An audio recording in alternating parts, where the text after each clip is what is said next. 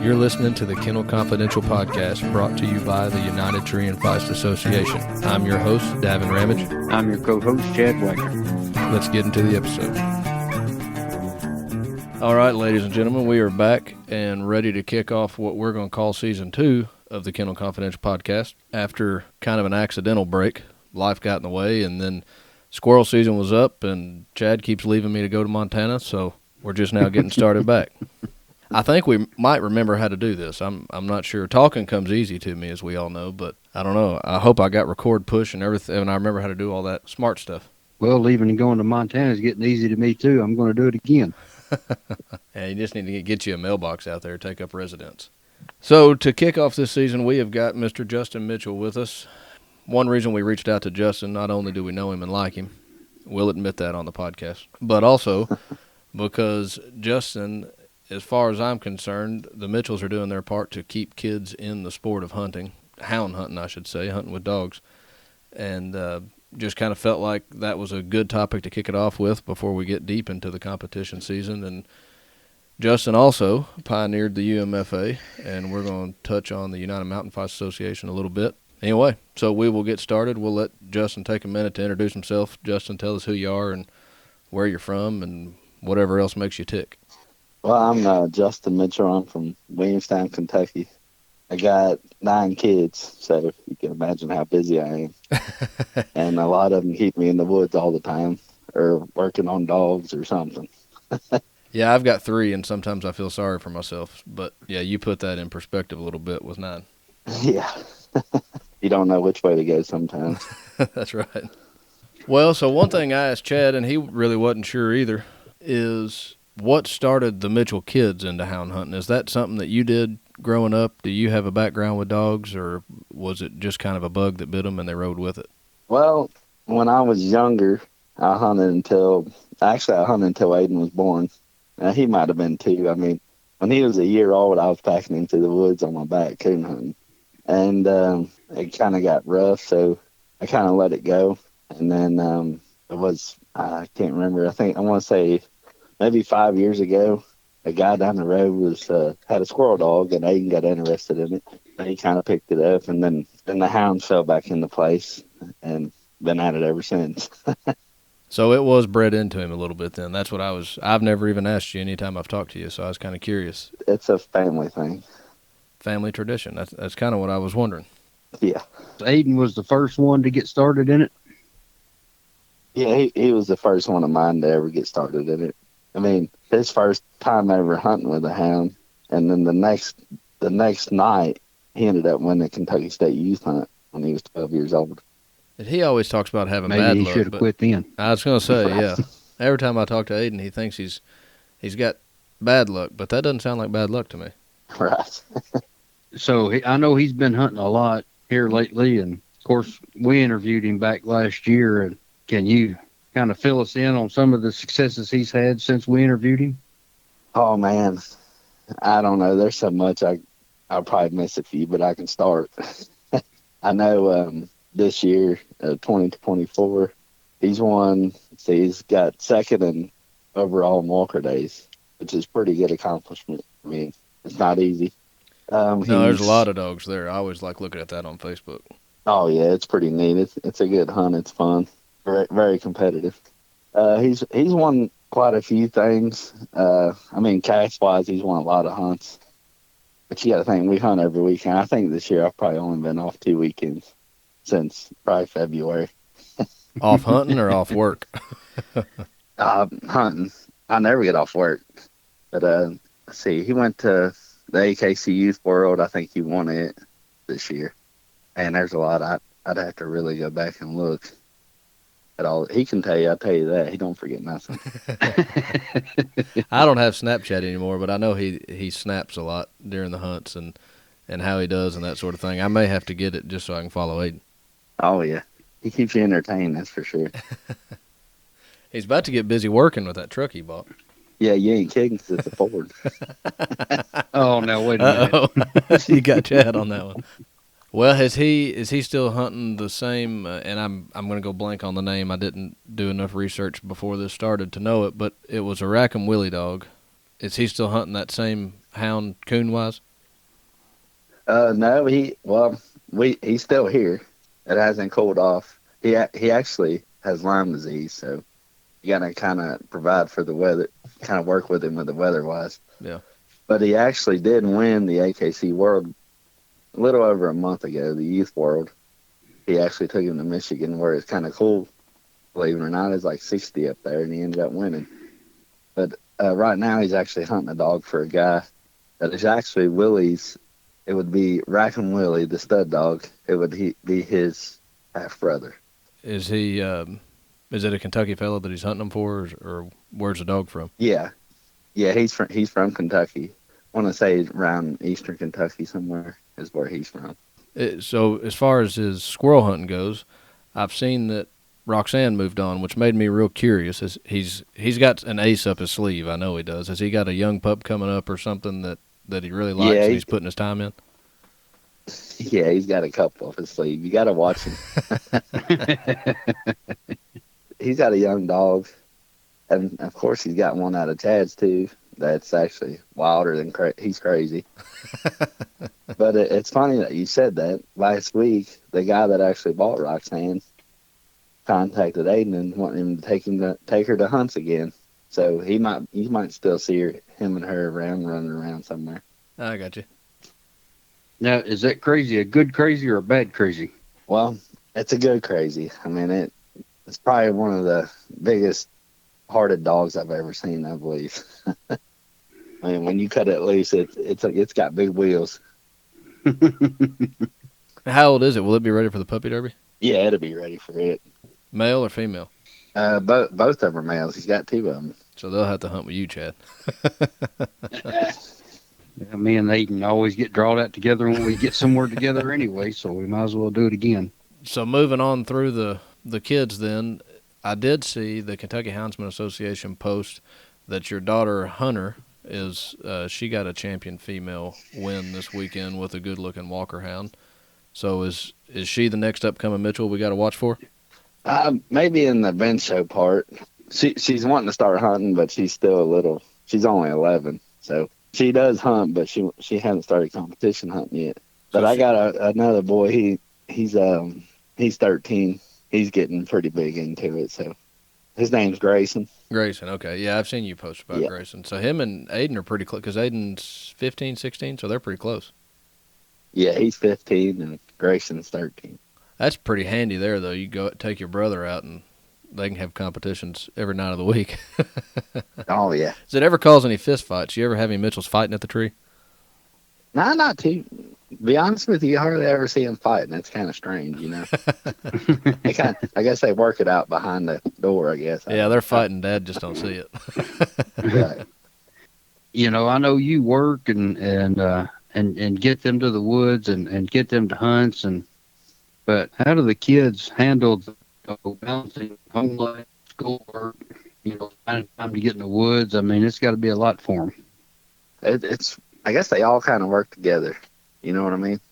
Like Ayden, everybody's like, oh, there's no way he's got good grades because he hunts all night, all day and all night. Well, he's got straight A's. Wow, good for him. He makes sure he does it. When he's at school, he does the work. You know what I mean? I grew up hunting, not following dogs, but I didn't have straight A's, and I didn't travel around the country near as much as he does. Well, he knows if he don't, then he's not going. And yeah. I guess the consequences and it's kind of cool because the school works with him too. I mean, he tells his principal and them, hey, I got to hunt here. And they'll say, go on, we'll take care of it. That's a good school. I like that school. Yeah. What about Hunter and Grayson and any other Mitchells that are out fooling with the woods? I mean, they all just come natural to school, work the same way as Ayden. It doesn't cause any do they get grounded from their dogs? Maybe I should ask that. You're grounded from your dog, you can't go hunting. No, I haven't had to do it, really, to be honest with you. Well, good for y'all. They're all pretty good. Y'all got a good crop of them then, don't you? Yeah. Maybe y'all should write the book. Lucky. Julie, that's your wife's name, right? Julie?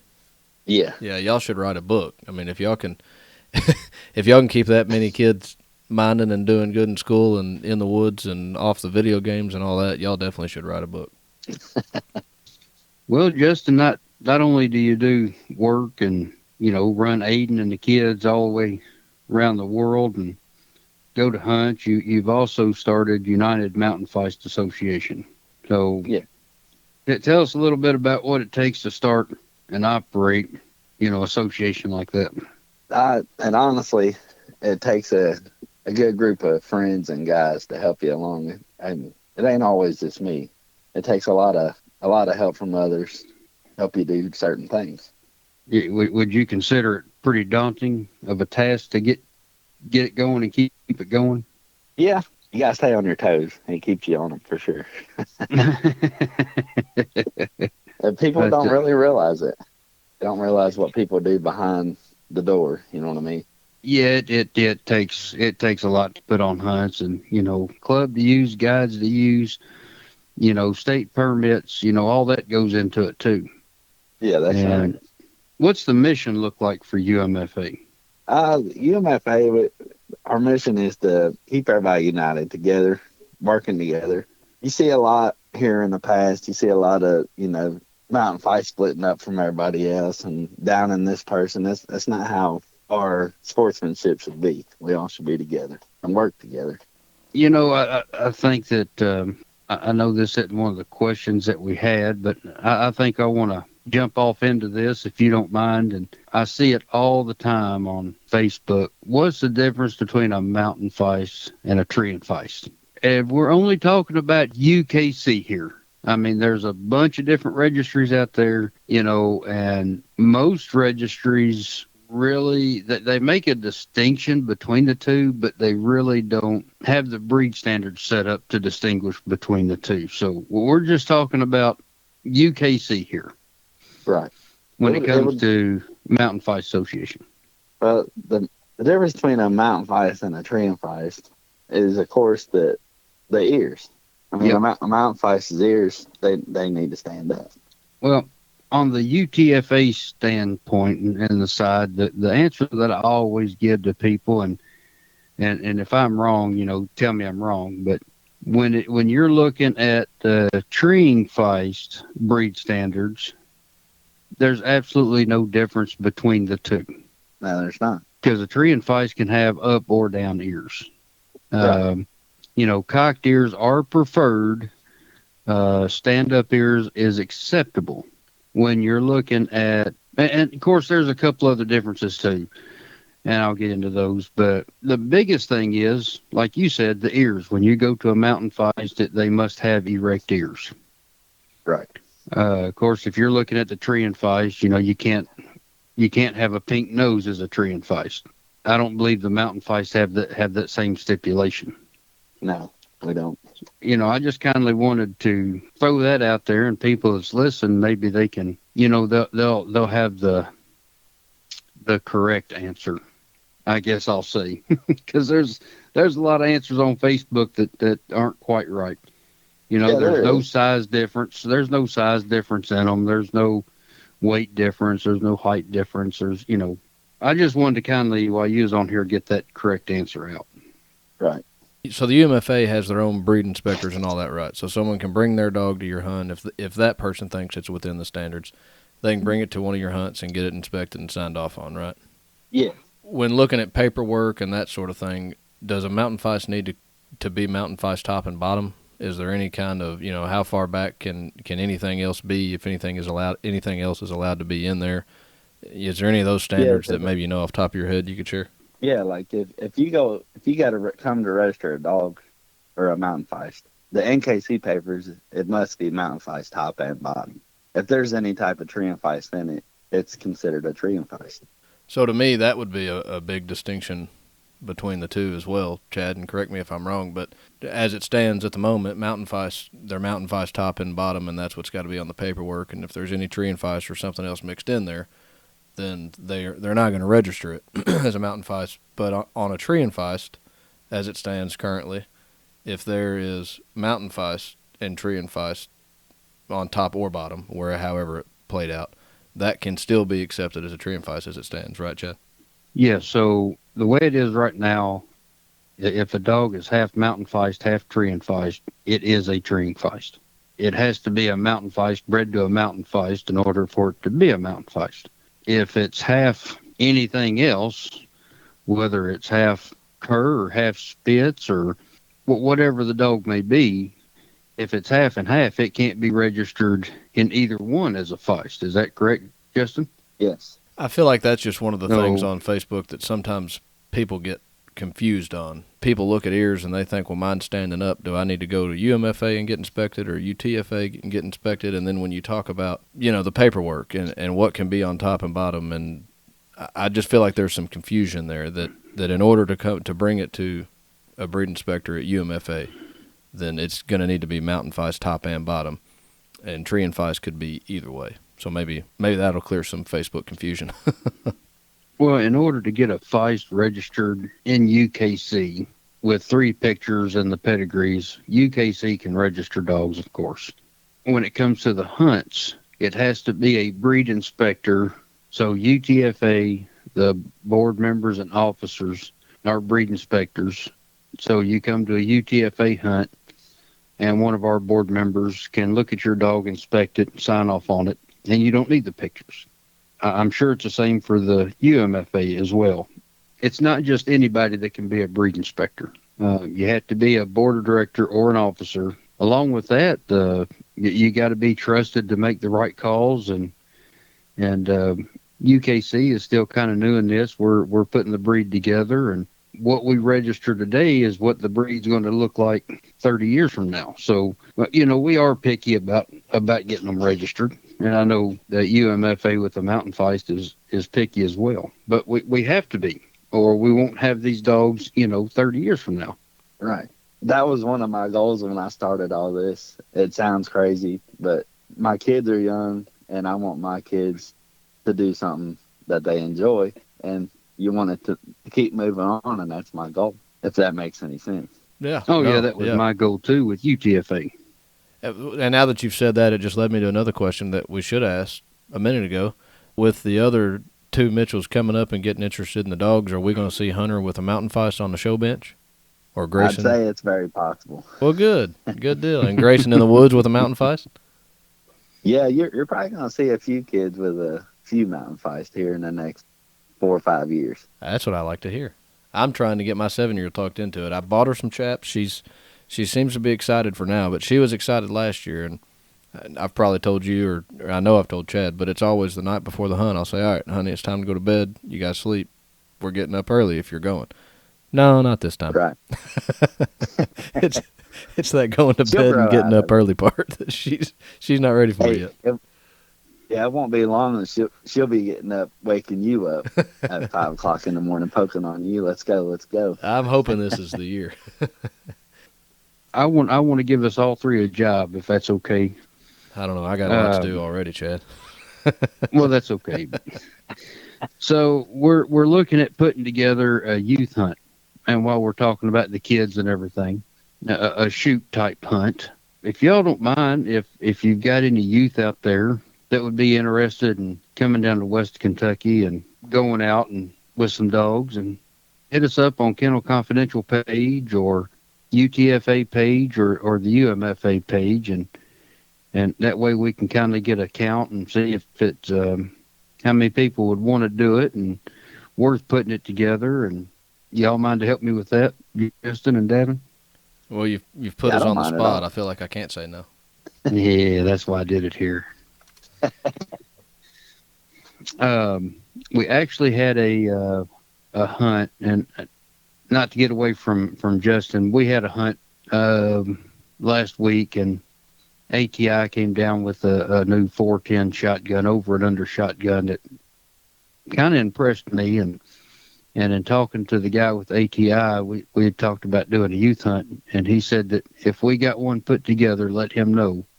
He would bring guns and film it for the kids, and ATI would sponsor it. So that's where the talk started coming from. Yeah, that's a big part, is having somebody to help you along, support it. Yeah. Now we'll get to the directors and officers. So who's helping you along, Justin? Well, I got a pretty good crew. My vice president is the legend, Mr. Earl Reynolds, the Mountain Feist legend, should I say. He's a big part of it. He does a lot of help. He's got a lot of knowledge about the mountain fight, should I say. Another guy that does probably more work than what he should is my secretary, Ayden Mitchell. He's a big, huge part of this. My treasurer is my wife, Julie. And she's the And MVP, then I have right? five. What is it? She's the MVP, right, of the whole Yeah. organization. Yeah. I was going to help you with that brownie point there. Right. And then my 5 board members, I got Jeff Moore from Texas, Chris Posey, which he's up in Ohio. We'll actually be there this coming weekend for our Ohio Classic. And Joey Waltrip, he's from Kentucky.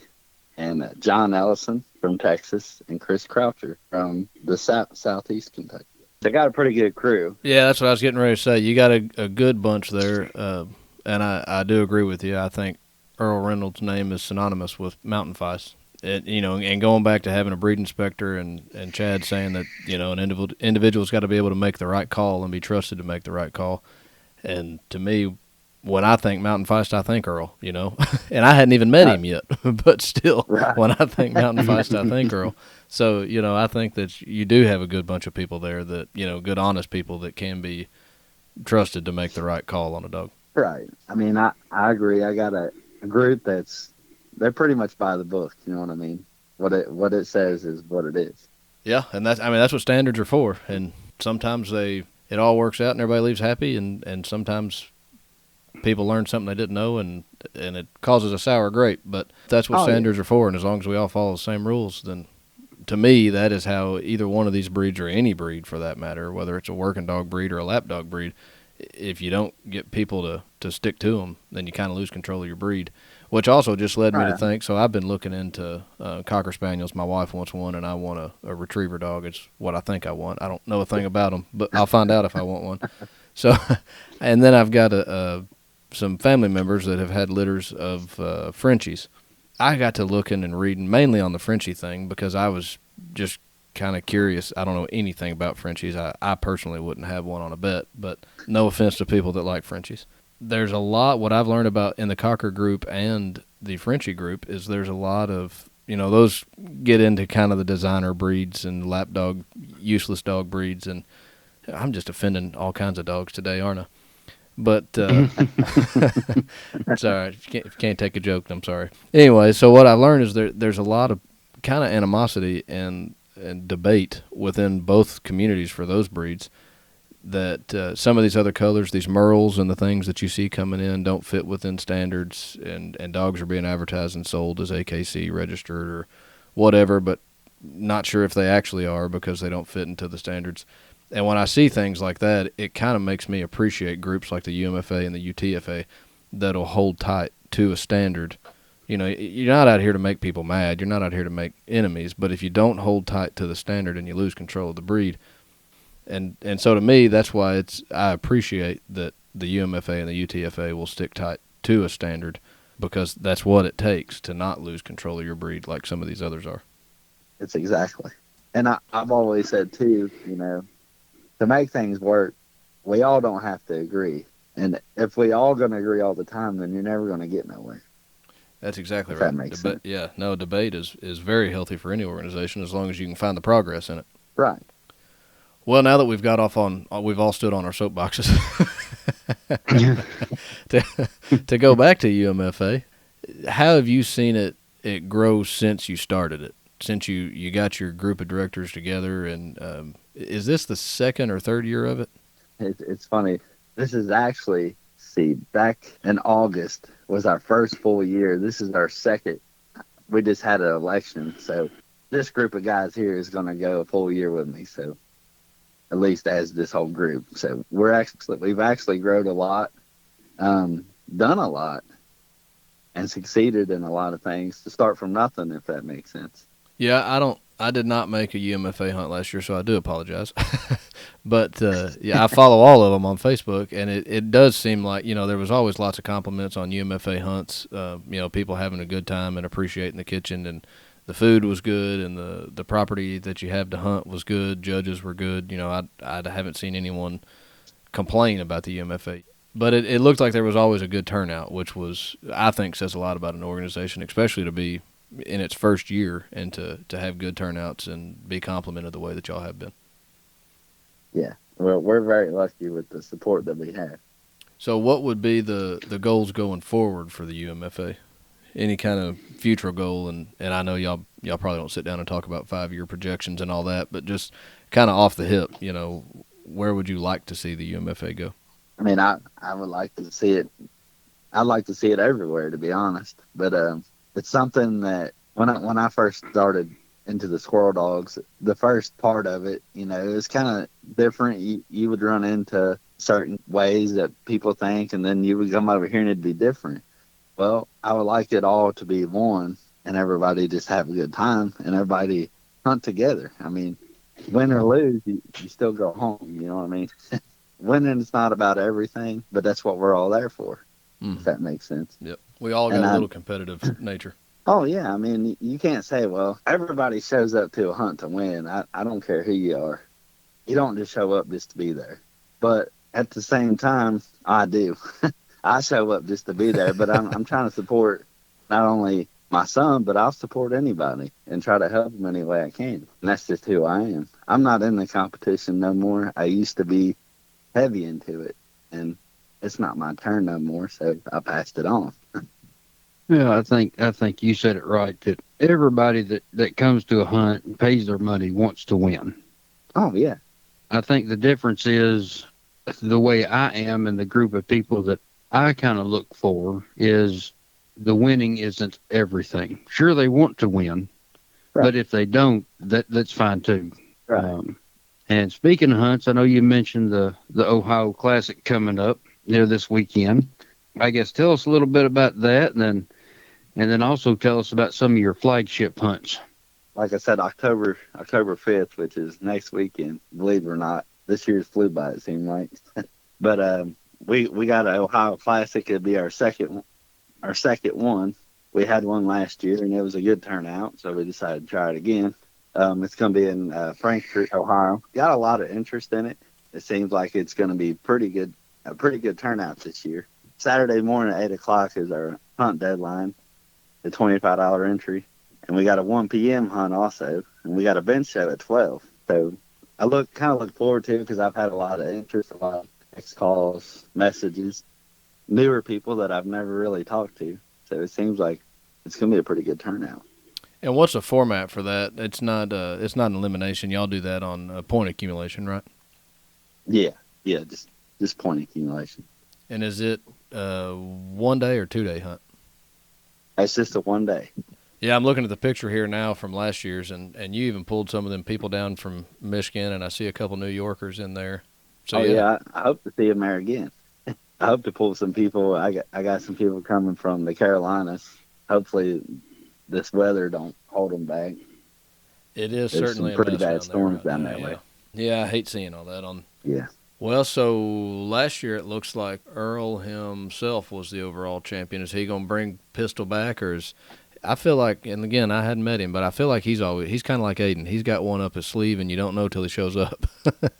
Yeah, I'm not sure who he's bringing. I know I'm sure he's got a couple up his sleeve. He's always packing something. And then Windy Ridge, it shows here, was the overall female, and that's right in their backyard, isn't it?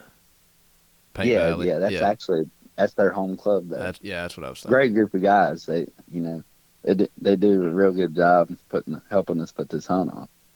So then you also have, I guess your flagship hunt is United Mountain Feist. Yes, we kind of worked together, and I wanted to do something a little different, and I thought it'd be a good idea. Kind of taking it back where it all started, back in London, Kentucky. When is that hunt going to be this year? It's going to be November 2nd. Now that hunt there, I have a pretty good feeling that there's going to be I feel like there's going to be a lot of dogs there that we probably haven't seen before. I'm taking it back to the hometown. You know what I mean? Kind of excited about it. I'm going to try to travel to some more of them and not just be the local yokel here in West Kentucky. Not a whole lot of them, but I'm going to travel when I can. But that's always my favorite part about, the big hunts. Of course, I like the little club hunts. I'm as competitive as anybody, but I always like seeing dogs that I don't typically get to see. That's kind of my favorite part of the big hunts. Oh, yeah. I did a lot of Yeah, you spectating get- last year because my dog was so young, and I always tried to get out on a cast and spectate a different dog or a dog that I won't normally have an opportunity to see, and that was the best part about the big hunts, that you always have the good turnouts. You know, talking about another flagship hunt that UTFA and UMFA do together is United Feist Days. That'd be December 6th. And that's going to be at your club this year, right? Yeah, it's going to be in Crittenden, Kentucky. So we kindly have a little deal between the Mountain Feist and Tree and Feist at that hunt, kind of a little friendly thing. And we do a point system to see what association wins. And the Mountain Feist beat us out last year. So, and now we're going to have the hunt in the Mountain Feist's backyard. So us Tree and Feist guys have got to step up and travel and go get our dignity back. Dignity, there you go. Man, that's kind of a kick in the nuts for old UMFA Justin there. You took our dignity. Oh, I've been kicking Justin for a while.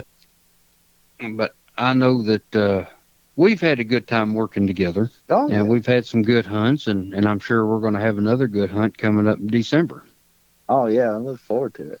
And that one also, it will be run, well, all the hunts that we're putting on or you are putting on the Classic, it all runs off of cast wins. It's a 2-round hunt and cast winners. So everybody that's got 2 cast wins, 2 cast wins wins over 1 cast win. And then it goes by accumulated score to break ties. So is that correct? All 3 of your hunts are like that, right? Yes, correct. So the people that's driving from New York or Michigan or North Carolina, they don't have to worry about coming up and not doing very good the first round and having to go home after an hour and a half. They can still hunt all day.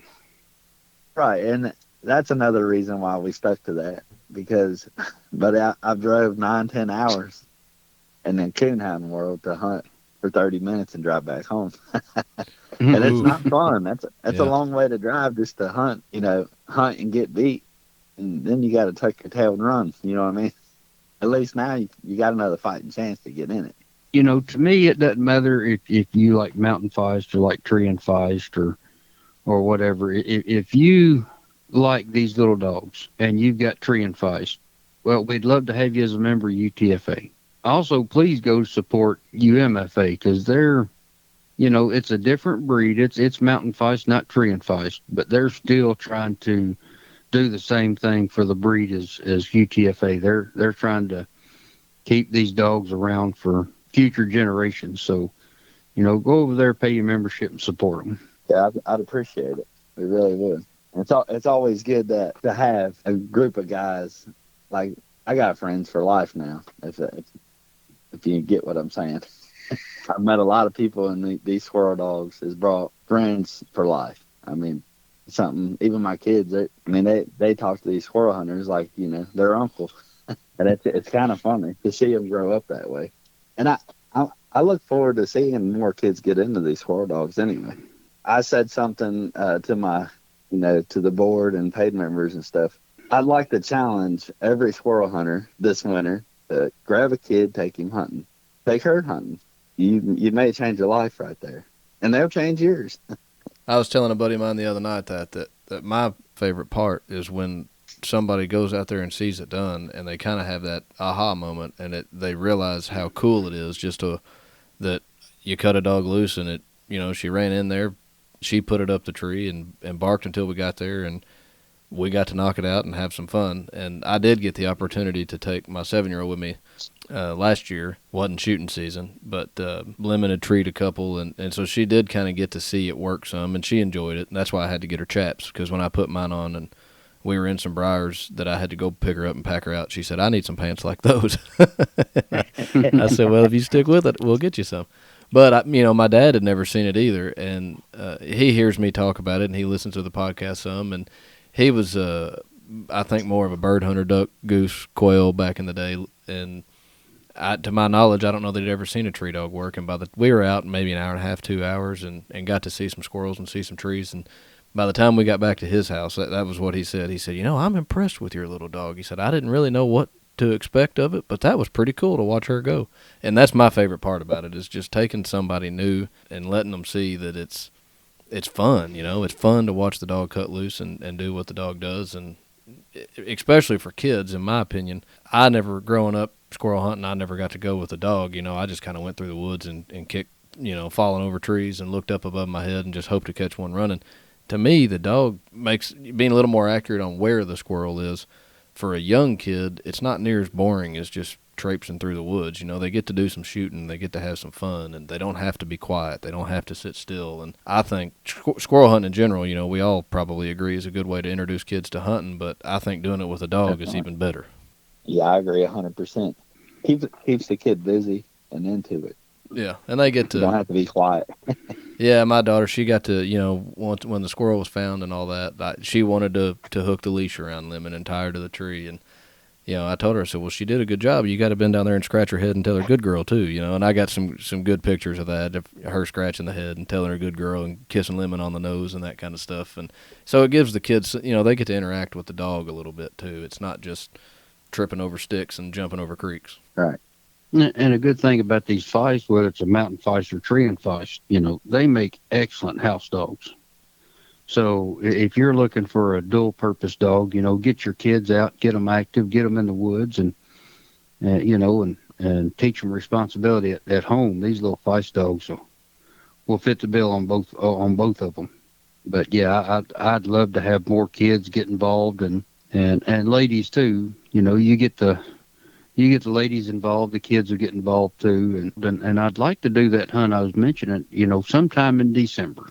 Matter of fact, I was going to call you this past week and just run out of time, Justin, and mention it to you. But he was packing his elk hunting. We need to start working on that. Yeah. What's that? You run out of time because you was packing your elk hunting stuff. Well, yeah, that too. Hey, we went hunting this morning, and Bo did not take it easy on us, but he showed me his tent he bought and all that, and he's been playing. Yeah, it wasn't a bad morning. It was pretty humid, and I got Davin into some hills that we probably shouldn't have got into. But I needed it. I need to try to get in shape for the mountains, so it wasn't bad for me. Oh, yeah, you knew what you were doing, didn't you? It was a good morning. We did get to see some squirrels. I've not been able to get out as much this year as I did last year. I'm trying to get my life reorganized and back under control where I can sneak away more often. It was good to finally see some squirrels moving today. That was probably the biggest difference. I've been going in hour and 15 minutes or so. We may hit 7 trees and might see 2 squirrels because of leaves. But today I felt like Bo timbered several pretty good. There's a couple times that Bo was timbering, and me and Chad were watching Bo because we didn't see the squirrel, but we could tell that he did. I forgot the final score. I'll have to get my phone pulled back. And we got one on the ground, and I think he about brained himself on a little tree. He was chasing a squirrel and didn't see the tree and run smack into it. Yeah, it made me cringe. He probably had a headache. Oh, yeah, here it is. Bo put the thumping on us. Bo was 650 plus 600 circle by my count, and Lemon was 200 plus 450 circle and 100 minus that I was ready to peel her ears off on. So they didn't take it easy on us. Do what? Y'all got it squirrels then, didn't you? Yeah, it was. We ended up knocking down 7, and I think we seen probably 10 or 11. Oh yeah, that's a good hunt. Yeah, it was. It's the best morning I've had yet this year, and it was fun. I just wish that I told Chad maybe when Bo gets up in 12, 13 years old, me and Lemon will finally be able to beat him.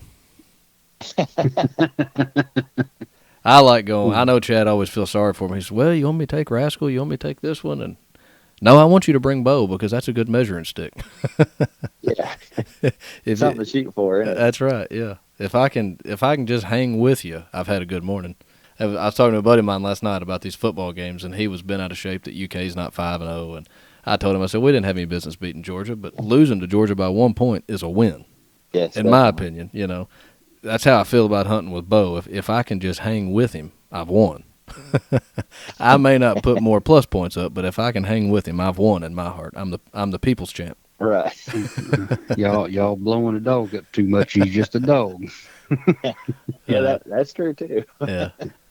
One thing I want to ask before we get into story time, we've mentioned your wife Julie a couple times, and just circling back around to the family tradition of hound hunting in the Mitchell house. Where does she fit in? Does she like going out in the woods with you, or does she tell you get these kids out of my house and get them in the woods so I can read a book for a minute, or where does Julie fit in? She has gone out with us a few times here and there, but I mean, like I said, I got 9, so I got one she's getting ready to turn 2, so she kind of stays home a lot right now, but I see here in the future that she's going to be going with us a lot more.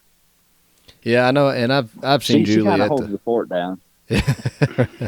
Yeah, that's a whole lot of fort to hold down too. Yeah, I was gonna say you got a good one like I did. I need mine to hold the fort. If I had to hold this fort down, it'd fall over. Right. Don't tell her I said that. She doesn't listen to the podcast. Don't tell her I said that. Oh, she already knows that. Right. Yeah, but me admitting that's a different. All good women know they hold the fort down, and all good men know that too. Right. Me admitting it's a different thing, though. I got to keep the edge on her a little bit. But I've seen Julie at the hunts, and one thing that I always admired about her, and I don't know if it's the baby that you're talking about getting ready to turn 2. Have you got another one close to the 2-year-old? I got one that's 4. It may be the 4-year-old. I remember y'all having the. I saw her there packing, little bitty baby around, packing around the clubhouse and pushing around in the stroller, and just thinking about my young ones. I thought, good for them. There's no, I don't know that I'd have had the stomach to pack mine around when they were that little at a the club hunt, just with it being cold outside and the noise and the people talking and. Oh, right. Good for y'all for that. So I knew that she does like to tag along, but I didn't know if y'all were just out pleasure hunting, if she was judging the kids on their sibling rivalry hunts or what. Oh, well, we haven't had very many rivalries. It's kind of a let's go. Then tomorrow I take a few more. I can't take them all at once. I'm gonna start working on Ayden. I'm gonna get a little rivalry built between him and Grayson. I don't guess I've met Grayson very many times, but I'm gonna get them going. It's gonna be like the turkey bowl or something at y'all's house. I don't know it. Turkey bowl. Yeah, I'm gonna tell you. Grayson's more talkative. Yeah, you'll know if you met Grayson. Well, I'll have to get with him. He's a lot more talkative. Ayden kind of keep to himself quite a bit, but. Well, we'll let Chad get circled around to his favorite time here, story time, and either he can pull one out of you that he already knows, or talk you into telling us one. So I like to get funny stories, and I'd like for you to tell us one. It can be on you, it can be on Ayden, it can be on Julie, it can be on Earl. I don't care who it's on. I just like getting a funny story. If it's on somebody else, it's even better because we can kind of keep that going too. But if you got one on Chad, that'd be great too. Now that you bring it up, something pretty funny happened last night. Ayden, we was at the Kentucky State hunt. We was in the cache. The hunt was over, and his dog got out of pocket. He treated Ken, and he got out of pocket. He's like 2 miles up a creek. Well, we've had a lot of rain here. I mean, we've probably had 4 or 5 inches in the last 3 days. The guide that was with us said, I'll walk with you, Ayden, and your dad to stay here. Well, they got back to the truck, and Ayden was laughing. I noticed they were soaking wet. It looked like they'd been swimming. And it wasn't raining. It finally got done raining. And I said, Ayden, he was laughing so hard he was crying. I said, what's going on? He said, we had to wade across this creek. And he said, it was pretty deep up to my chest. And he said, the guide, he walked across. He said, it ain't too bad. And all of a sudden he just disappeared and the light was floating down the creek. He said, I didn't know what to think. So he said, I just grabbed a hold of a log and shimmied across. And he said, I got back over there. And he said, buddy, he said, I think my boots filled up and I just walked across the bottom. Just walked across the bottom. Yeah, he said it's like rocks. He just walked right up out. He said he looked like something off a movie. Just walked through the water and come out the other side. That would have been funny. Oh, yeah. And the scorecard was soaking wet. We had to dry the scorecard out with a heater. It was a mess. That is a pretty good one. Well, Justin, one more thing before we go.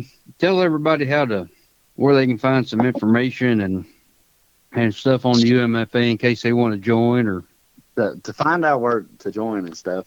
If you go to our Facebook page, United Mountain Feist Association, there's a link there at the top, and it walks you right through. You can pay online to become a member. It's $15 a year. You get a sticker, and of course you get on the board, the paid member page. But there's actually a link pinned at the top, and it'll walk you right through it. And if not, there's an address on there as well. You can send a check by mail. And I encourage everybody to go join. I mean, to kind of circle around to what we were talking about earlier. You know, I joined UMFA. I don't have a mountain feist, but I guess we should probably also add, I meant to ask you, but we'll just say it now, that the UMFA hunt is not exclusively mountain feist hunts. They are open to tree and feist, which is one reason I joined. But I'd have joined anyway. You know, I just encourage people to just join all of them. You know, I join what I can. If I know somebody there, if the club is semi-close or whatever, you know, I try to shop with the small dog suppliers. You're not small dog, and I just mean small business dog suppliers, I should say. You know, I try to spend my money there and support the organizations that support the dogs and support the sport. Even if you may not make it's $15 a year. You can't hardly eat at McDonald's for $15 anymore.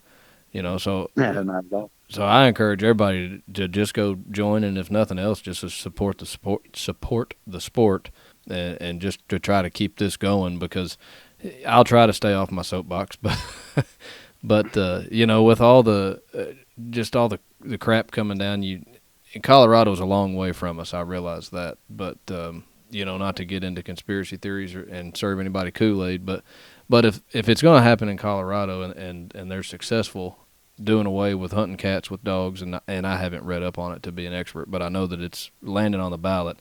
If it can happen in Colorado, it can happen anywhere. You know, a few years ago, it was on Facebook, that guy up in Vermont that was going after the bear hunter for trespassing on his property, and he was trying to get Vermont laws changed and all that stuff for running hounds. Fortunately, you know, the three of us are Kentucky boys, and fortunately for us, I think our state is pretty supportive, and there's, to my knowledge, not any legislation endangering any of it, but that doesn't mean that it won't change tomorrow, you know, in the world that we live in now. So I said I'd stay off my soapbox, and I didn't, but to me, joining these organizations, whether you're going to go or not, just for the love of the sport, if you're not organized in any way, then it's very easy to lose it. You know, and you make a good point, like with UTFA or UMFA, if, you know, Kentucky Houndsman, you know, Association, numbers matter. Numbers speak. So, you know, if there ever was legislation, you know, going into states where our members are at, and, you know, we could reach out in some form or fashion. We could reach out and say, hey, look, you know, we're, you know, 100 strong, 200 strong, whatever our numbers are. You know, we're association for dogs and hunting with dogs. An association with 5 members isn't going to carry much weight. An association with 300 members will carry a little bit more. So not that really that's what we do. It's an option out there that we could do if needed to be. Right. They go after the low-hanging fruit, and they just go after the easy marks, and then they work their way from there. You know, they're not going to go straight after the deer hunters. Yeah, they're way too You know, they're going to go after the easy people first. That's right. But yeah, we need to support everybody we can. As you know, everybody's hunting, so support all the hunting groups. Well, and if you have any trouble at all, Justin is a good enough fellow that if you just reach out to him, he'll help you. But it is pretty easy. I will say that I went through the Facebook page when I joined. I paid on Venmo, PayPal, whatever it was. You know, I paid electronically. It was super easy. Within a couple of weeks, I've got my membership card, and I even. Well, let's give credit where credit's due. That don't have nothing to do with Justin. Adam's done all that. Adam's done a great job with that. Well, whoever did it made it really easy. So thank you, Adam. Yeah. But yeah, whoever did it made it really easy. And UTFA is the same way. And I'm terrible with cash and remembering to send checks and all that stuff. Just ask Chris Posey. Actually, I had to send him a check for one of the Paint Valley raffles, and I think it was he ended up sending me a message saying, "Hey, that raffle's tomorrow. You mailed that check yet?" And I was like, "Oh crap, no, it's going out tomorrow." You know. Anyway, so it is handy that you can pay online. I always appreciate that. But anyway, Justin, if you've got something to add, something you want to pitch, or anything else you want to say on UMFA behalf, we'll give you a second, and if not, we can let you go. Nah, I'm good to go, buddy. All right. I appreciate you all. Appreciate you coming on and talking to us, and we got on a couple soapboxes and veered away from you for a minute, but hopefully we've put a good enough episode together to kind of bring some awareness to UMFA and to what all the Mitchell clan is doing to benefit the houndsman as a sport. Good luck to Ayden and Grayson, and I look forward to seeing all y'all this fall. So I appreciate it, look forward to seeing you all. and we will head out.